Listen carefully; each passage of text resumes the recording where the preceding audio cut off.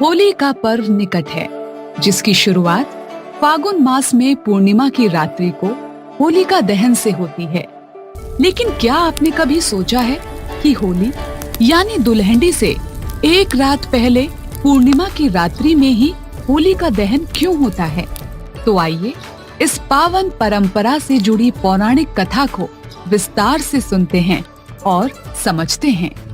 एक समय त्रेता युग में दैत्यराज हिरण्यकश्यप ने अपनी कठोर तपस्या से ब्रह्मा जी को प्रसन्न कर लिया और उसके तप से प्रसन्न होकर सृष्टिकर्ता ब्रह्मदेव प्रकट हुए। नेत्र खोलो वत्स, तुम्हारी तपस्या पूर्ण हुई। वर मांगो हिरण्यकश्यप।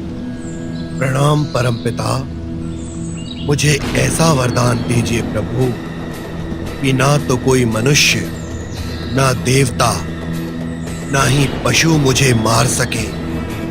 ना दिन में, ना रात में, ना भीतर, ना बाहर, ना अस्त्र से, ना शस्त्र से, ना पृथ्वी पर और ना ही आकाश में। जैसा तुमने कहा है ऐसा ही होगा, तथास्तु।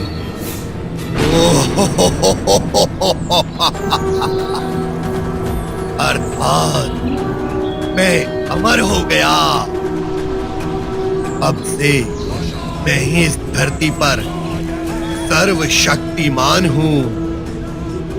अर्थात मैं ही स्वयं भगवान हूँ।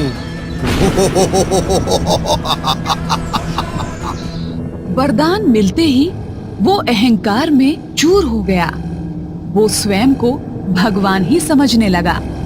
पर कहते हैं ना, अति का अंत जल्द ही होता है। हिरण्यकश्यप के अहंकार का दमन करने के लिए उसके घर जन्म हुआ एक तेजस्वी बालक प्रहलाद का। बचपन से ही उस बालक के मुख से हर पल एक ही नाम निकलता था, नारायण नारायण। ओम नमो भगवते वासुदेवाय, ओम नमो भगवते वासुदेवाय, ओम नमो भगवते वासुदेवाय। प्रहलाद, तू मेरे रहते किसी और को भगवान कैसे मान सकता है? अरे मूर्ख, क्या तू नहीं जानता कि इस पृथ्वी पर यदि कोई भगवान है तो स्वयं मैं हूँ, भगवान हिरण्यकश्यप। अरे मूर्ख, निर्लज्ज, तू मुझे प्रणाम कर। पिताजी, आप इस धरा के स्वामी कैसे हो सकते हैं? इस संसार के भगवान तो सिर्फ नारायण ही हैं। वो हर कण कण में है, मेरे भीतर भी और आपके भीतर भी। इसीलिए मैं आपके भीतर बैठे नारायण को भी प्रणाम करता हूँ। यहीं से आरंभ हुआ अहंकार और भक्ति का महासंघर्ष। हिरण्यकश्यप ने अपने पुत्र को बदलने के लिए हर क्रूर उपाय किए। सिपाहियों, पकड़ लो इसे और उबलते हुए तेल में डाल दो। ओम नमो भगवते वासुदेवाय, ओम नमो भगवते वासुदेवाय। तेल तो उबला, पर प्रहलाद सुरक्षित रहा। इस प्रयास में असफल होने के बाद हिरण्यकश्यप ने उसे एक ऊंचे पर्वत से गिरवा दिया। ओम नमो भगवते वासुदेवाय नमः, ओम नमो भगवते वासुदेवाय नमः। लाख प्रयास के बाद भी प्रहलाद का बाल तक बांका नहीं हुआ, क्योंकि अपने भक्त की रक्षा स्वयं भक्त वत्सल भगवान जो कर रहे थे। लेकिन हिरण्यकश्यप का अत्याचार जारी था। उसने प्रहलाद को भयंकर विषैले सर्पों से डसवाने का भी प्रयास किया। ओम नमो भगवते वासुदेवाय, ओम नमो भगवते वासुदेवाय। डसना तो दूर की बात, सांप प्रहलाद के चरणों को स्पर्श कर लौट गए। हर बार भक्ति की ढाल के आगे आखिरकार मृत्यु फिर हार गई। यह बालक नहीं बदलेगा, मेरे कुल का द्रोही है ये। जब मेरी ही संतान मुझे ब्रह्मांड नायक मानने से इनकार करती है, तो बाकी व्यक्तियों से मैं क्या अपेक्षा करूंगा। बस अब बहुत हुआ, अब और नहीं। अब अंतिम उपाय करना होगा।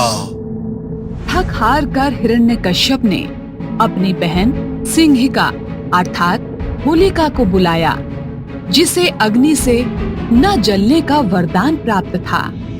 बहन होलिके, अपने वरदान का प्रयोग करो। जाओ और इस प्रहलाद का अंत कर दो। निश्चिंत रहो भैया, आज या तो प्रहलाद बचेगा या मैं। अब ये संसार होलिका की शक्तियों को भी जान जाएगा। फिर उपलों की एक विशाल चिता सजाई गई। प्रहलाद को होलिका की गोद में बैठाया गया। अग्नि प्रज्वलित की गई। चारों ओर लपटें उठने लगी। जहां होलिका को अपने वरदान पर घमंड था, वहीं प्रहलाद को अपने भगवान पर पूर्ण विश्वास। ओम नमो भगवते वासुदेवाय। ओम नमो भगवते वासुदेवाय। ओम नमो भगवते वासुदेवाय। समय बीतता गया तो धीरे धीरे अग्नि का प्रभाव भी बढ़ने लगा, किंतु हुआ उल्टा। जिस अग्नि को होलिका अपना रक्षा कवच समझ रही थी, वही अग्नि अब उसे जलाने लगी। ये क्या हो रहा है? ये कैसे संभव है? ये जलन तो मेरे प्राण ही ले लेगी। बचाओ बचाओ मुझे भैया, भैया बचाओ, मेरी रक्षा कीजिए भैया, बचाओ मुझे, बचाओ। कुछ ही पलों में होलिका भस्म होकर राख का ढेर बन गई। क्योंकि वरदान का प्रयोग सत्कर्म के लिए किया जाता है, न कि अधर्म के लिए। उसी अग्नि से प्रहलाद ऐसे सुरक्षित बाहर आ गया मानो कुछ हुआ ही नहीं। भक्ति की ऐसी विजय देखकर भक्त प्रहलाद की जय हो का जय घोष चारों ओर गूंजने लगा।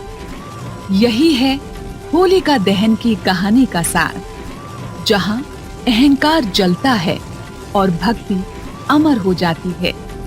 इस प्रकार की रोचक कहानियों को सुनने के लिए हमारे इस चैनल को लाइक, शेयर और सब्सक्राइब करें। और हाँ, बेल आइकन जरूर दबाएं ताकि रोचक कहानियों का नोटिफिकेशन सबसे पहले आप तक पहुँचे। नमस्कार।